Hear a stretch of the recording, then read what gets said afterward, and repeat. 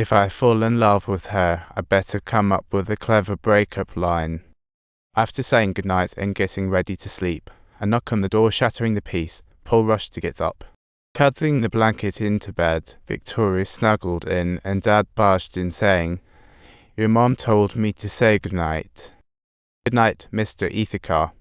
They quickly made a move, but Dad still caught sight of the blanket on the floor. Fortunately, the father's suspicion didn't rise and he shut the door. After that night, they dared not be careless. Intentional or not, their eyes met, and their recently calm breaths became rapid again.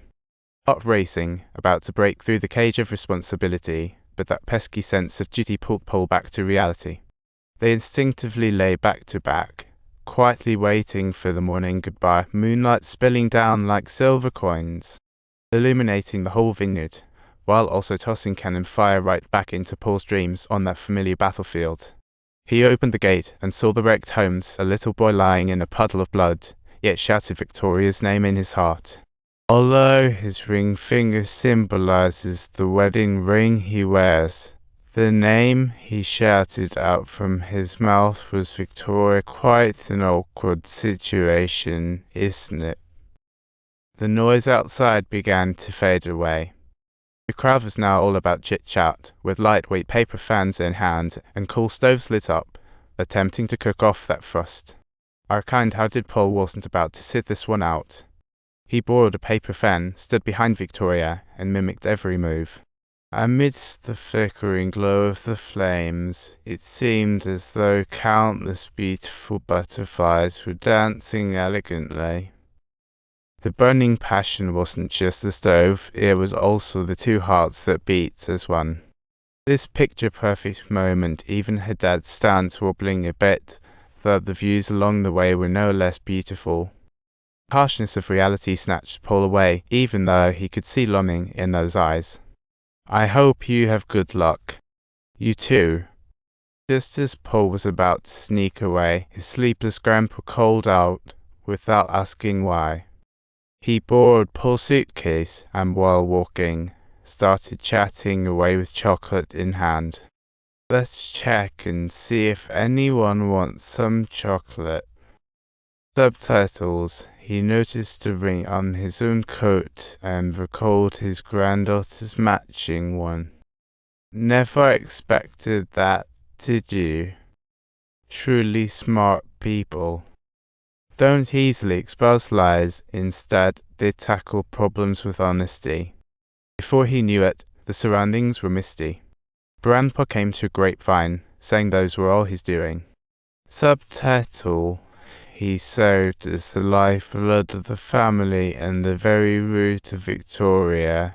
Hearing these dreamy whispers filled Paul's heart with warmth. This warmth brought guilt, knowing he was already married, but feeling sad was unavoidable. Turns out he's just a dreamer destined to disappoint. Grandpa's visible disappointment showed, clueless as to why Paul wanted to leave. He just wanted to keep him one more day, hoping today's harvest celebration wouldn't be shadowed. Until that very moment, Paul finally came to realize that the last piece of chocolate which his grandpa had given him represented not just affection, but also his grandpa's approval. Paul's return reignited the sparkle in Victoria's eyes, and at harvest time, the family's little man returned home too. It was Victoria's little brother, and seeing him surrounded by family made Paul feel a bit jealous. Remembering his own return was crowds, yet only cold rain to greet him. All this hustle and bustle lit up Paul's mood instantly. He loved everything here, be it the views or the people.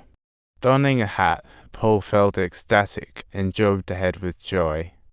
He plunged into the business with everyone, where the blend of earthiness and fragrance was unparalleled. It felt like he truly belonged here, but his clumsy hands were about to ruin it. Soon a bunch of grapes dropped, and Dad, watching, quickly picked them up and wiped them. After a quick puff, he tossed them back in the basket, giving Paul a cheeky look. That sparked Paul's competitive side, and an instant rivalry was on. Both were giving it their all, moving faster, and the grape picking while sneaking peeks was hilarious. Everyone witnessed this. Laughter surged like waves, loving the joy of this rivalry. Even the stern father couldn't help but let a smile creep up on his face. At that moment, he voluntarily passed the wine to Paul, feeling a bit more at ease. Dressed like a dancer, yet slightly off-size, Grandpa then reminded him. Just like family, clothes need time to truly fit. As baskets upon baskets of grapes were poured into wooden barrels, the busy people who had worked all year finally welcomed the lighting, marking the harvest. When the horn of the seahorn blew, everybody stopped smiling, praying to be the wind that brings forth harvest once again. After the ceremony, cheerful music played, ladies rushed into the barrels, dancing under the golden sunlight. The vineyard became a stage of celebration, laughter echoing, a family newly formed. Remember not to miss it, just hit the subscribe button below.